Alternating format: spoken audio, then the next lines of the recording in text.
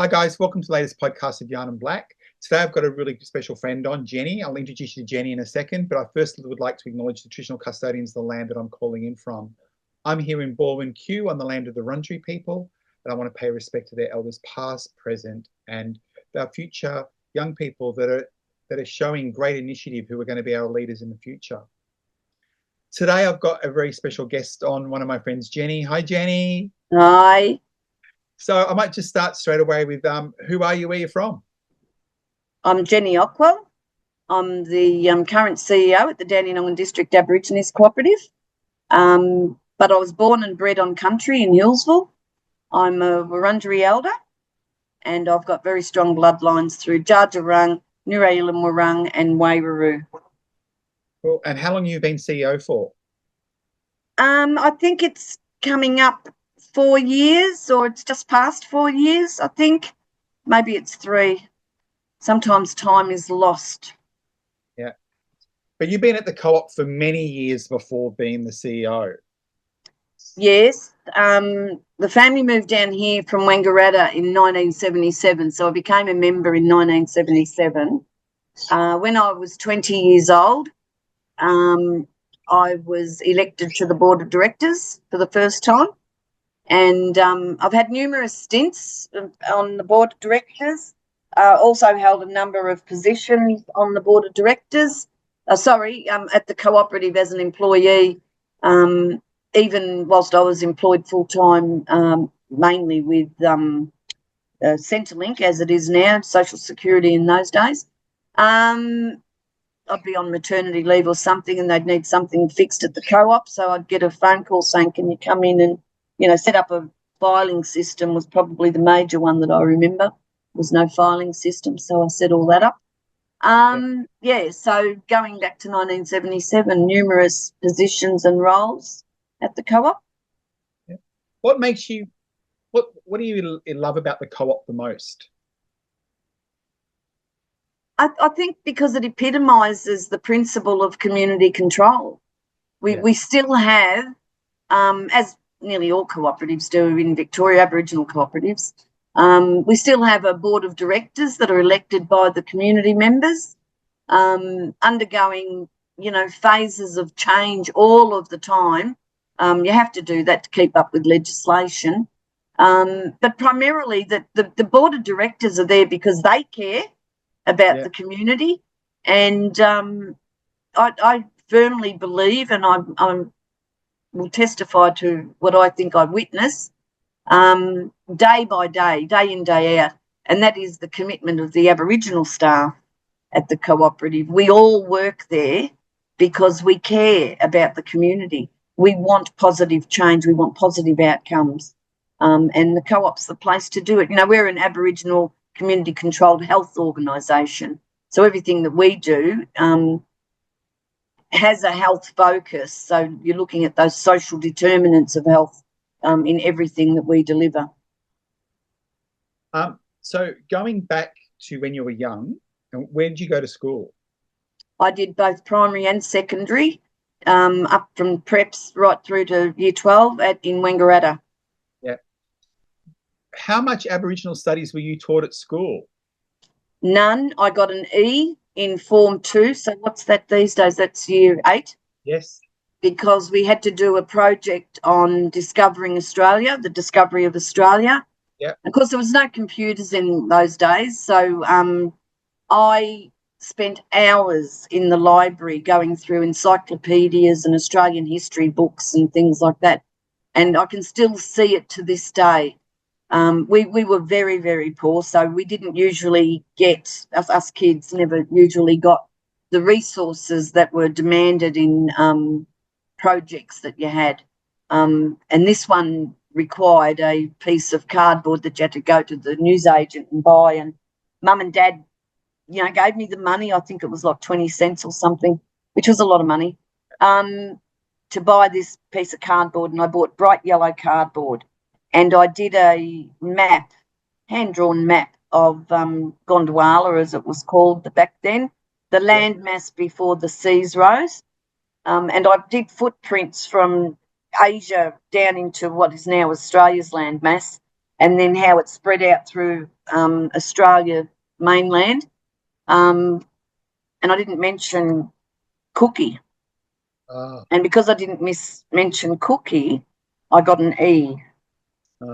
And I took it straight up to the principal, and the management, or the senior management of that school, Wangaratta Tech School, it's gone now, it's closed, were brilliant. He read it and he went back down and he said, I demand that you reassess this, given the guidelines in the outline for the project. Didn't say it had to be the English discovery of the land mass, it's the discovery and settlement of Australia. So was there anything about it? No, nothing about Aboriginal people. I think the thing that epitomised Aboriginal people then was an Aboriginal male, probably Northern Territory, maybe West Australia, Northern Queensland, who knows, standing on a rock with a spear and one leg on his knee, the foot on his knee in the sunset. Which still changed in some people's views anyway. Absolutely, absolutely. So, I think it's wonderful how things are changing now with, some of our languages. I just made a comment before on some ridiculous statement on Facebook about Aboriginal people and how they call, and I can never pronounce very many words, Fraser Island, Kagari now, or however you say it. Yeah. And someone made a comment about, that swamps out, that means swamps, and swamps elsewhere in Australia aren't called that.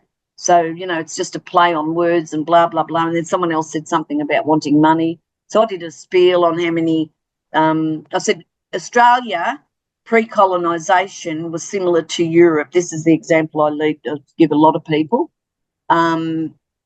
Europe is made up of many countries with many languages. Australia was too. And we still have those nations in place today. Many of the languages may have been damaged or potentially lost, but we are reclaiming them. And I just thought that the ignorance of some people today, and not everyone's ignorance, just that they don't know. It's not out there. It's not a fact. It's not taught. Yeah. So, yeah. Do you think that teachers are struggling a little bit because they don't know where to start, or they're too scared they're going to get it wrong, or they just haven't been taught it themselves? I think if the education department mandated that it had to be taught, I think that's the trick to it. They don't have to go into too much depth, just the principles of the structure of Australian Aboriginal society pre-colonisation would do a lot of good to these who are now little kids as they climb through the age brackets, that when they become adults, at least it's going to be there. Maybe it won't stop them from developing racist attitudes. We don't know. And I'm not just talking about Aboriginal, racism towards Aboriginal people, but I think truth, the rook, just that needs to be, again, another aspect of Aboriginal business or society today that needs to be fully understood, because some people think that no matter what the money's spent on, if it's got the word Aboriginal in front of it, it's a ploy to use up taxpayers' money, forgetting that Aboriginal people pay taxes as well. Yeah. Question, the term truth-telling gets thrown around a lot. What does truth-telling mean to you?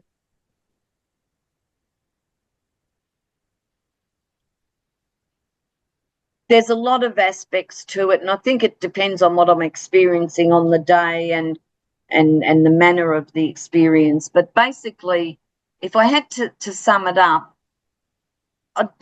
it's in the word itself. It's about knowing the truth. It's about knowing what actually happened. It's also the truth about knowing what we can actually achieve if we're given the right opportunities as a people. And it's a link in the chain. Every aspect of the truth has to be there for it to work. It's hard to put it all into words, because I think that the history that's created all this. And again, these are terms that some people scoff at, but the intergenerational trauma, I see it daily where it's being handed down. The lack of, let's use the English word, mentoring, how to be a good mum or how to be a good dad. These are all the result of trauma that may have happened at colonisation or may have happened as an immediate response of colonisation. And it's like those people that proudly claim to be ancestors of convicts. Yeah. And they might know, or they research what happened to their convict ancestor. And they go, oh, look, got the whip 39 times or whatever. And how dreadful is that? Ours was much more. It's embedded in us. Sometimes I don't think it even has to be talked about. It's just felt. It's there. It's a spiritual thing. Yeah. Now, there's another word that gets thrown around a lot, and that's cultural safety.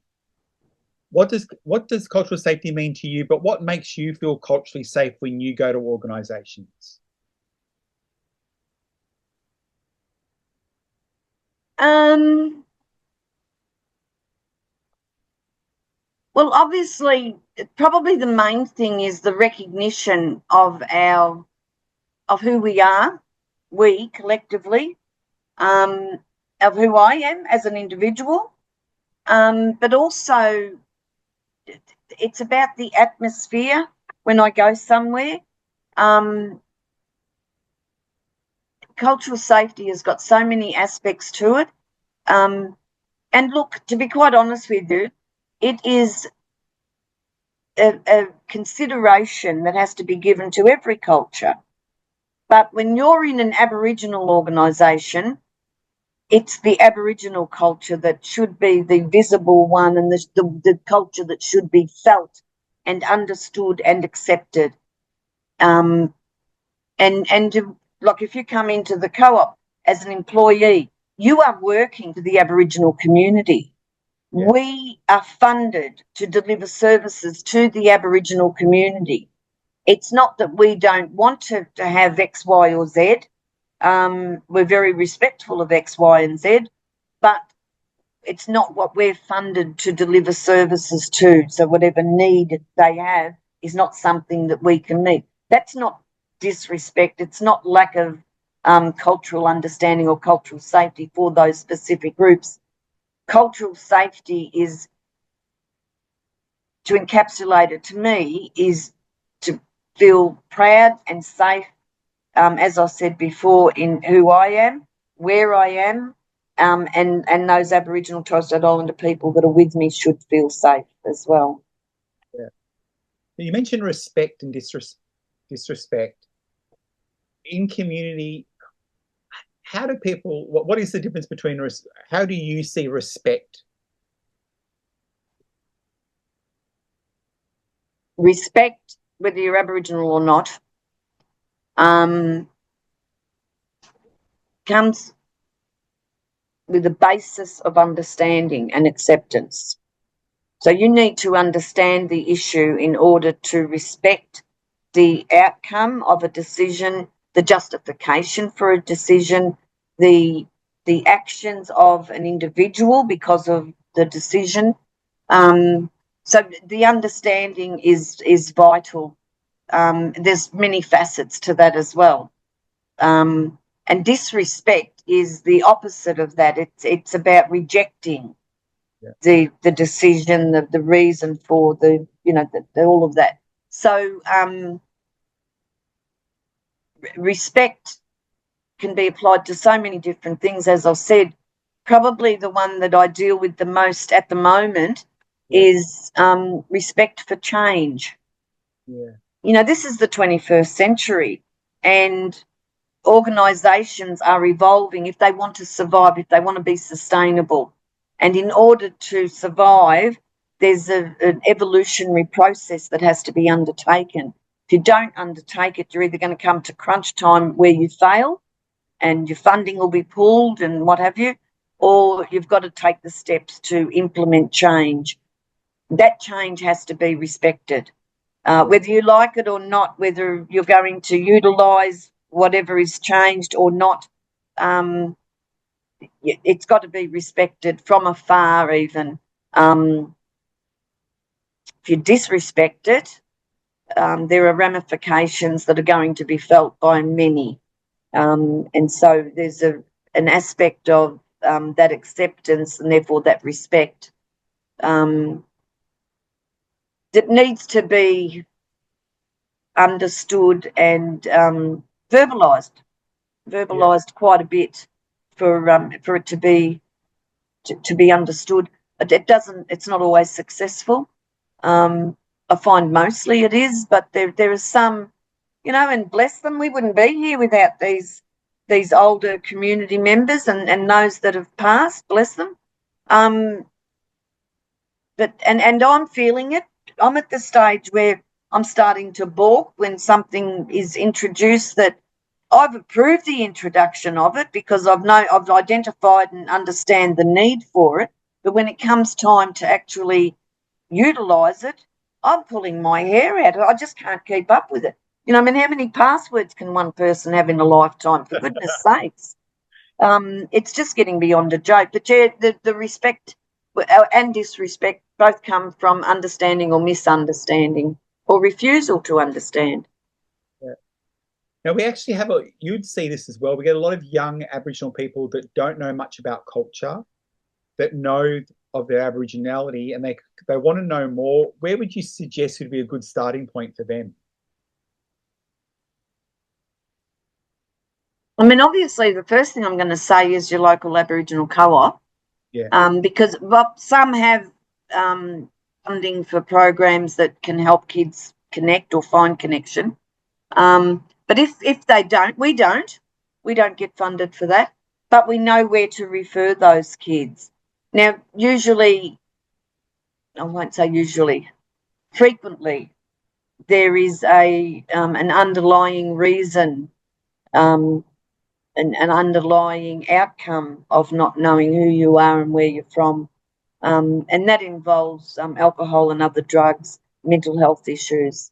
That's where we come in with our supports, and also the referral to the appropriate organisations that are funded to help people connect to family.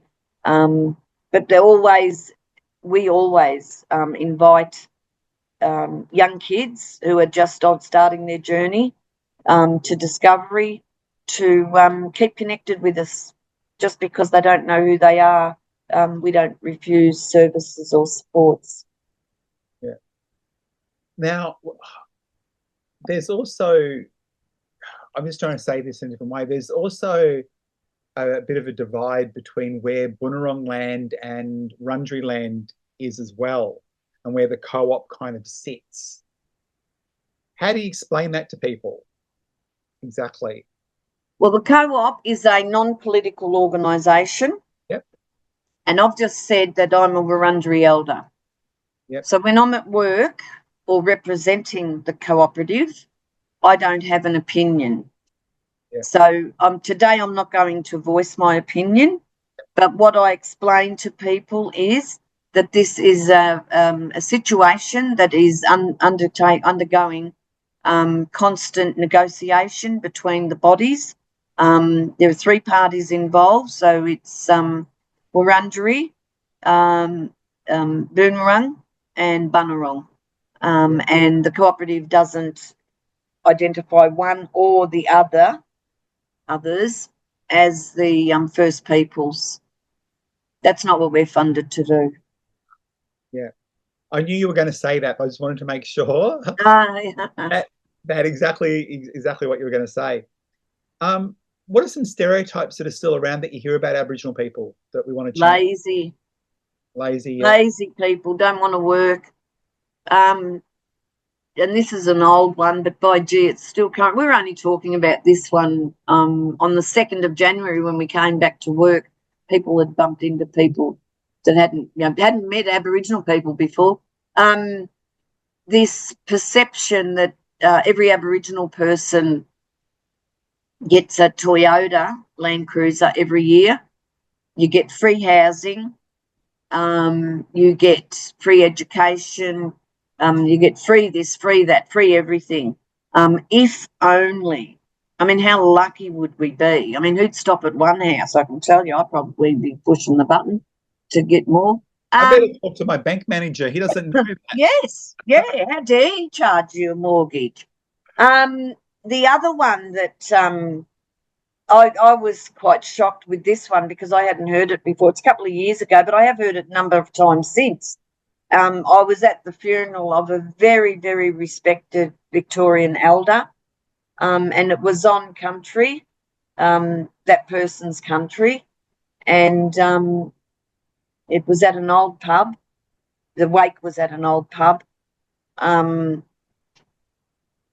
After the burial, everyone went back to this old pub, and I was in the lounge part with my husband, and the bar started filling up, black fellas everywhere, black faces, and this local came and stood beside me. My husband was on the other side, and he started chatting, just, about the weather and what have you and all the rest of it. And I thought, oh, nice bloke, and then he made a statement that I could have punched him. I honestly could have punched him. He said, look at them all over there. And I thought, oh, my God, who's where? What am I looking at, Yeah. And I said, who, what? And he goes, all them black fellas, all them black people. And I said, what about them? And he goes, well, they're all here with their $20. I said, they're $20? What are you talking about? And he said, didn't you know? He said, before they enter the hall for the funeral service, he said, they've got to line up, register, sign a book, and everyone gets $20. He said, some of them are professional funeral attendees. I'm usually not one to lose my temper and to be rude, but by gee, I was that day. I could not believe it. I think I took it more personally because of whose funeral it was. Yeah. And such a disrespectful thing to say. But, I've probably heard that maybe half a dozen, maybe once a year I hear it. Oh, and wow. I've got no idea that I had no idea that was a preconception. But, yeah, just that sort of stuff, I think the main ones that annoy me is the funeral one, obviously, but also the laziness.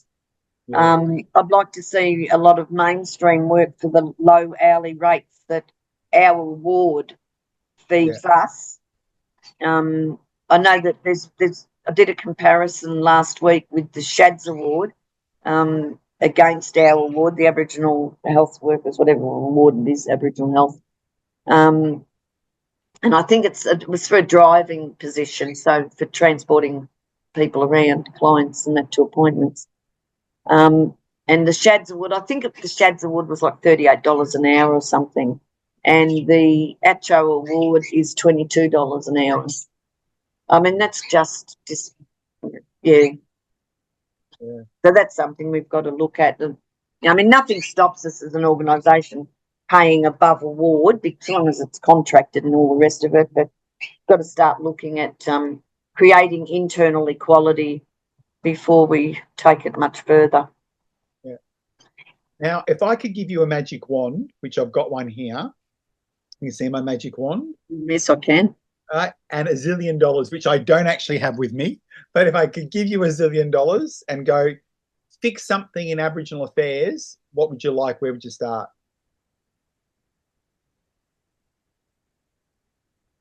Well, I mean, obviously the first thing I'm going to do is put the co-op first. Yep. Co-op's on top of the list. I would. I've actually said this. It's a conversation piece over the last decade. If I ever won millions of dollars in Tats Lotto, say, or anything like that, I would purchase land for acreage for the co-op. Yeah. And I would pay to build all the services under one roof with the most brilliant building.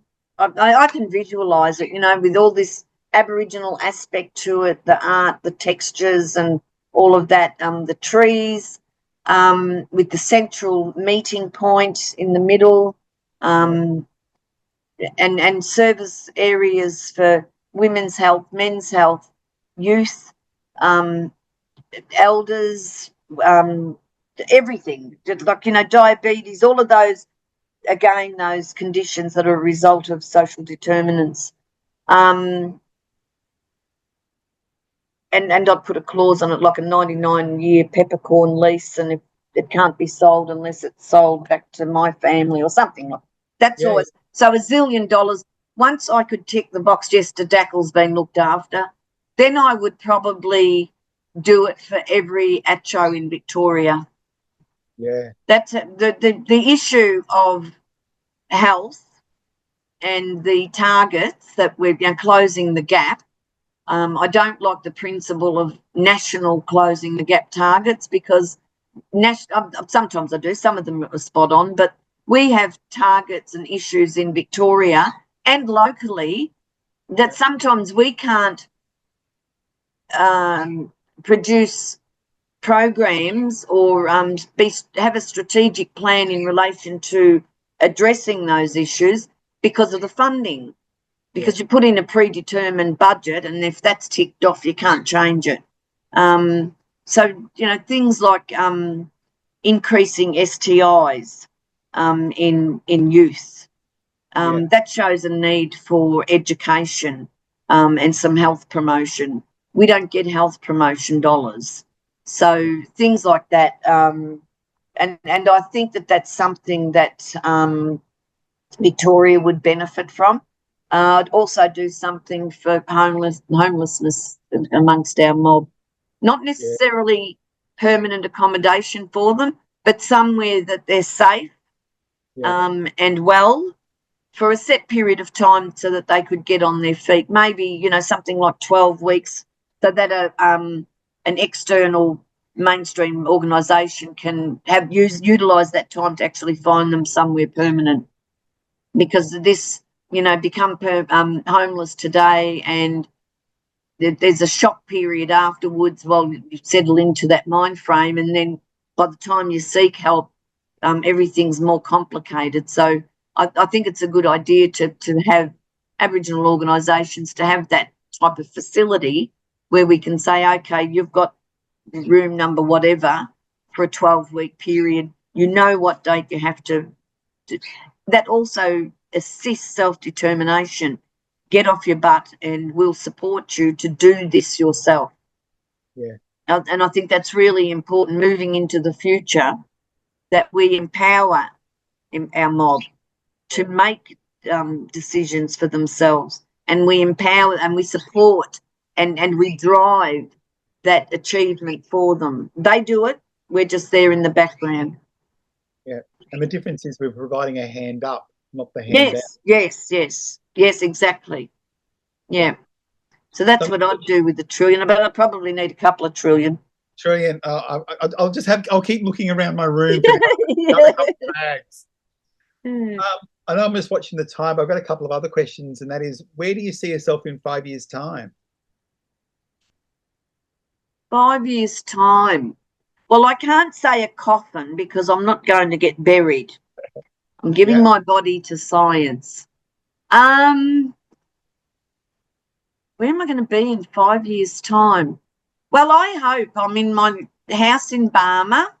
Yeah. And I'm surrounded by grandkids. I've got 4 grandkids at the moment, and all boys. So I'm not out of hope yet. I could still get some more. Maybe a granddaughter in there would be nice. And doing a garden. I love my garden. I only like planting natives, usually natives that are Indigenous to the region. So I had a couple of ultra rare ones in the garden, but that's another story, another podcast. Anyway, gardening is my main source of relaxation, but also sewing. I love sewing, and I love doing genealogy. Genealogy is very challenging, is particularly and costly, because You can't just look at a record and go, oh, yeah, I think that's him, I'll take that one. You've got to research, is it? And then you've got to get birth certificates and everything to validate it all. I did the white family and in 2011 I went over to England to prove that I was on the right track. So I was able to do it back to 1660, the family over there. So things like that. So where will I be? I'll be relaxing somewhere, either on a computer screen or out in my garden or at my sewing machine. My last question is what would you like people to walk away from our yarn this afternoon?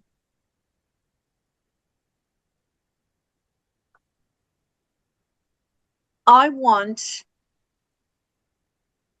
like it if everyone could develop a sense of, yes, I can.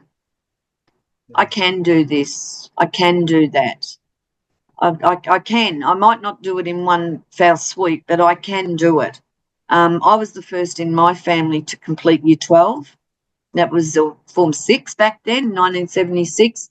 I went to Teachers College the following year. I absolutely hated it. So I'd done applied maths and sciences in Form 6, and I couldn't get a job in 78 after I left Teachers College.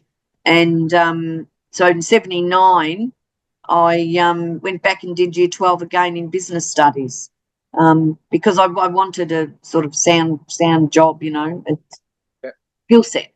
And I did that. I got pregnant at 14, and I had hit my son 1 month, 1 week, and 1 month, 1 week after I turned 15. I went back to school. I was in Form 3. The school found out I was pregnant when I was 26 weeks. That's when Mum and Dad found out as well.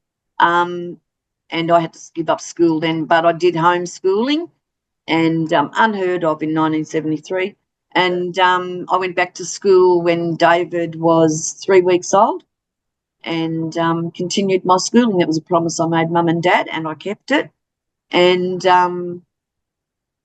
after I did Year 12 again in 1979, I got a job at Monash University as a private secretary, and I haven't been out of work since, unless I've chosen to be out of work. Yeah. So you can do it. You can do it with the right supports, and that's the importance of the co-ops, to be that support if desired. You can achieve, you can be anything you want to be, you can achieve it, just choose the right paths. And if you do wander onto the wrong path, ask for help. Yeah. Ask for assistance to get back, because, you know, we've all got people who love us and who believe in us. I think that's the biggest thing. But believe in yourself. You can do it.